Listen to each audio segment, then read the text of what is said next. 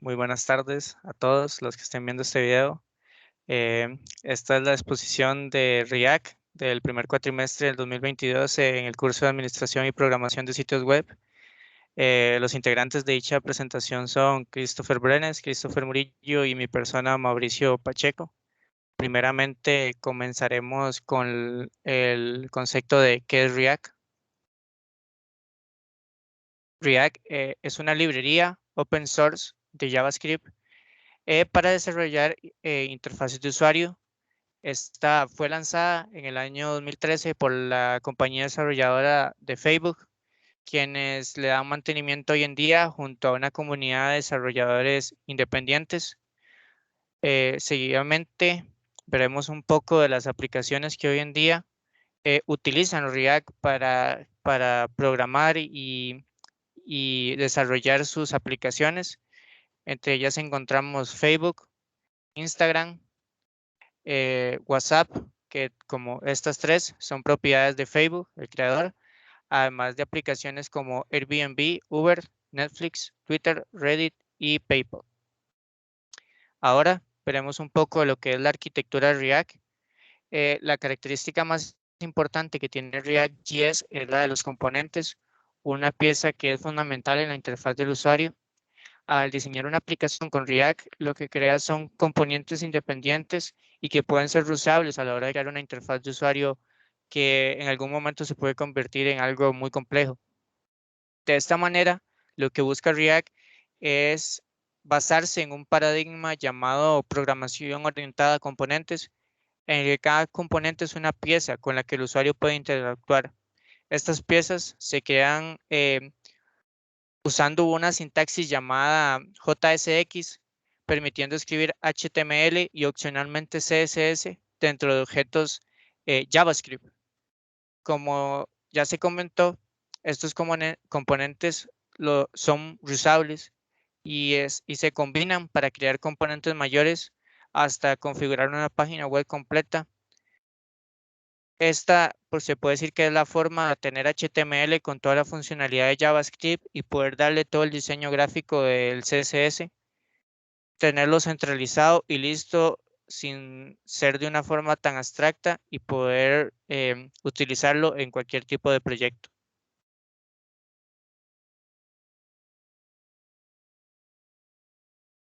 Como comentó anteriormente Mauricio, están los componentes, que estos permiten separar estas interfaces en piezas independientes y reutilizables, pero en sí, para JavaScript, un componente no es más que una función que recibe un objeto o parámetro al cual se va a llamar props y retorna un elemento de React que describe qué va a aparecer en la pantalla.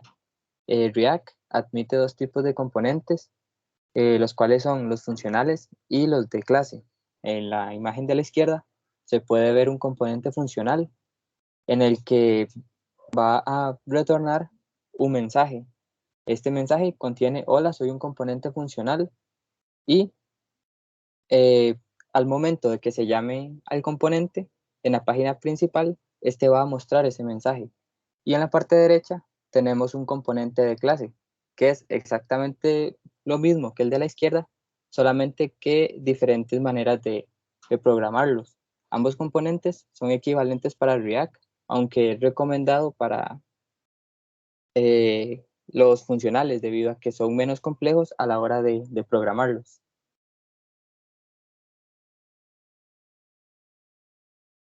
Luego de eso siguen las propiedades de los componentes. Estas permiten básicamente cargar datos a los componentes de modo que estos puedan personalizar su comportamiento, o para transferir datos de unos componentes a otros, para producirse la interoperabilidad entre componentes. Existen diversas maneras de pasar propiedades, aunque lo más común es hacerlo de manera declarativa al usar el componente dentro del código JSX. Ahora vamos a ver el ejemplo, que como podemos ver ahí, se crea una función, que esta sería la del código principal, donde se llama a un componente. En este caso, el componente se llama funcional. Y ahí tenemos un parámetro. Este parámetro se llama nombre. Y el nombre contiene un mensaje, en este caso es funcional. En la imagen de abajo vemos el componente, que a este le va a llegar ese mensaje. Ese mensaje viene en el props. Dentro de este componente tenemos una variable que contiene hola, soy un componente, y este va a retornar el saludo, que en este caso sería la variable que dice hola, soy un componente, y el parámetro que contiene funcional. Entonces, al final, lo que se va a ver reflejado en pantalla sería hola, soy un componente funcional. Y así es como los componentes usarían esta propiedad extrayéndola del objeto props. Luego de esto siguen la composición de componentes. Estos componentes lo que pueden es retornar otros, y esto nos permite hacer composiciones y crear vistas complejas dentro de nuestra aplicación. Como podemos ver en la primera imagen, tenemos un componente que retorna un mensaje, en este caso sería un H1, que sería el saludo, que contiene hola, soy un componente, y el parámetro. Pero debajo de esa línea, en la línea número 9, tenemos el llamado a otro componente, y en este caso se le pasa un mensaje dentro de un parámetro. Y al final, en la segunda imagen, como vemos, ese componente contiene una variable que se llama intro, que tiene un mensaje que es soy otro componente dentro de, y va a retornar un mensaje. Ese mensaje sería soy un componente dentro de, y el mensaje que se le pasa por parámetro, que en este caso sería funcional.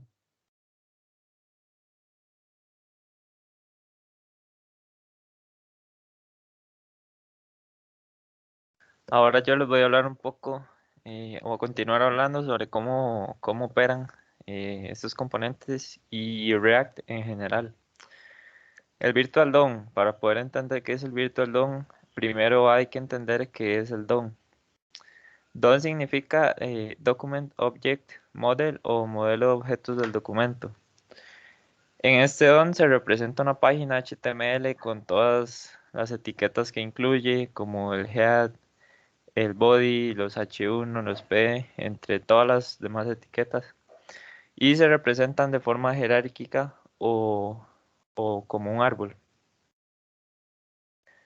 El DOM virtual es un concepto de programación donde se crea una representación virtual de la interfaz gráfica que se mantiene en memoria y se está sincronizando constantemente con el DOM real, por decirlo así, usando la biblioteca React DOM. Este proceso se conoce también como reconciliación. Básicamente el código HTML, que realmente es código JSX, como lo mencionó Mauricio anteriormente, es un lenguaje creado por la propia Facebook que tiene una parte de sintaxis de HTML, pero compila a un objeto JavaScript que se va a mapear como un elemento dentro del DOM. Entonces, básicamente lo que hace React es a través de este código JSX crear una representación en memoria del DOM, que sería el Virtual DOM. A partir de esto, luego crea el DOM en el navegador, que sería el DOM definitivo. En caso de que algún componente cambie su estado o cambie sus propiedades o su información, React lo que hace es comparar los cambios realizados tanto en el Virtual DOM como en el DOM definitivo. Detecta los elementos que han cambiado y actualiza solo las partes que se actualizaron o que cambiaron, y así se evita renderizar toda la página completa de nuevo. Y por lo contrario, se renderiza solo los cambios que se dieron. Ventajas. La primera sería esto que les estaba mencionando, el DOM virtual. Es la principal ventaja de React, ya que se puede generar el DOM de forma dinámica y no actualizar toda la página. Otra ventaja sería amplia comunidad, que por estar basado en JavaScript, tiene una amplia comunidad que dispone de muchas librerías externas. Otra ventaja es que es compuesto por componentes Las aplicaciones web desarrolladas con React están basadas en componentes reutilizables, por lo que facilita que la aplicación sea escalable y fácil de mantener. Isomórfico, que esto básicamente se trata de, con un mismo código, renderizar HTML tanto en el servidor como en el cliente. Esto nos permite rebajar la carga de trabajo para realizar aplicaciones web y que sean amigables con los buscadores, como por ejemplo Google. Luego está la de React Native, que permite generar aplicaciones móviles usando el mismo código de JavaScript que se utilizó para desarrollar la aplicación web. Y tiene una facilidad mayor. Esto porque JavaScript es el lenguaje de programación más utilizado en el mundo y permite a los desarrolladores de JavaScript el uso de React.js, ya que el marco está basado en JavaScript. Ahora tenemos algunas desventajas, que es que no existe documentación oficial, ya que React.js se ha expandido muy rápido y esto no ha permitido desarrollar una documentación apropiada. Luego, no tenemos estándares de trabajo, de forma que tenemos muchas elecciones por tomar. No hay buenas prácticas establecidas, por ejemplo. Y también que tiene una alta curva de aprendizaje. Se requiere mucho tiempo para poder dominarlo. Y también se necesita bastante conocimiento para poder integrar interfaces de usuario en frameworks MVC. Ahora vamos a analizar un poco el ejemplo programado, que básicamente tenemos este sitio web donde podemos iniciar sesión.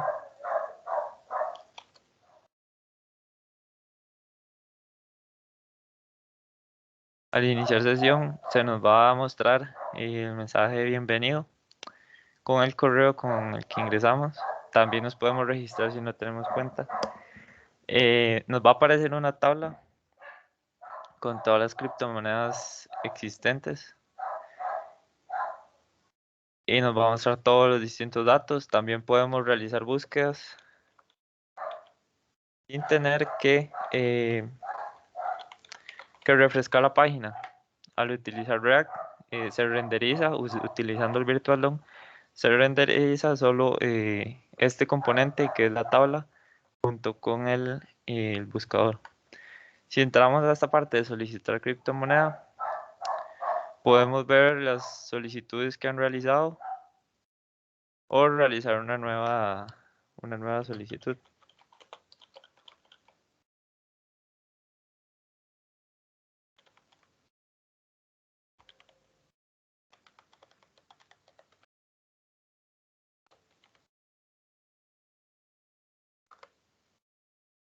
Realizamos la solicitud. Si volvemos a ingresar, aquí aparece ya la que acabamos de registrar. Y de la misma forma podemos eliminar estas solicitudes. Y ahora les vamos a proceder a explicar este ejemplo programado, pero en la parte del código.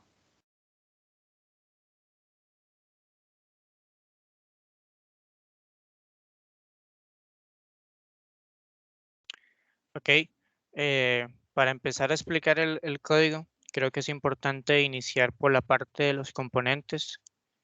El primer componente que utilizamos es el de las alertas. En esta, aquí lo que hacemos es mostrar alertas cuando sucede algún error, más que todo a la hora en que el usuario inicia sesión. Este también se reutiliza a la hora de hacer un registro y como ven, tiene la misma estructura de una alerta en la cual el mensaje se pasa por parámetros y así poder reutilizarlo en diferentes partes. Después tenemos el coin row. Este se utiliza para crear todos los rows de la tabla. Igual, tiene el mismo funcionamiento de los componentes donde retorna toda la fila con los datos que se van a importar desde la información de las criptomonedas que serán enviadas a la tabla, donde también es un componente y aquí lo que se hace es unir todos los coin row para generar la tabla y así poder refrescarla al momento de que la persona haga.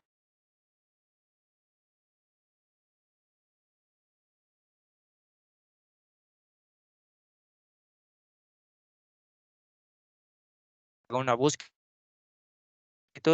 y también agregamos la tabla que viene de tabla coins. Otro componente importante es el login. Aquí tenemos el componente donde la persona tiene el formulario para iniciar sesión y donde también aparece el botón de registro. Este mismo componente se puede utilizar en cualquier otro lado si se desea agregar. Aquí, esto es un componente que lo que hace es proteger la URL. Esto significa que la persona al ingresar por la URL tendrá que pasar sí o sí por el login antes de visualizar los demás componentes. El componente de registrar, que es muy parecido al del login, en este caso la persona lo que realiza es su registro, ya si no tiene cuenta. Y por último tenemos el componente de solicitud. Aquí la persona tiene el formulario y el botón de envío, además de las tarjetas que aparecen de las solicitudes ya enviadas y también con el botón para poder eliminarlas si ya no se quieren obtener esa información. Después tenemos el Love Context, pero eso es un contexto que nos ayuda a unirnos a una base de datos, en este caso Firebase, y con esta logramos hacer toda la validación del registro y el inicio de sesión. Tenemos el app, que es la página principal del proyecto donde se generan las rutas para que la persona pueda ser redirigida. Tenemos el Firebase, que es donde tenemos toda la información para conectarnos a la base de datos con su contraseña, ID y demás parámetros. Y por último el index, que es la que se encarga de llamar a la aplicación principal y por decirlo así, llamar a las bibliotecas principales y por decirlo así es la que hace la unión entre todo el proyecto.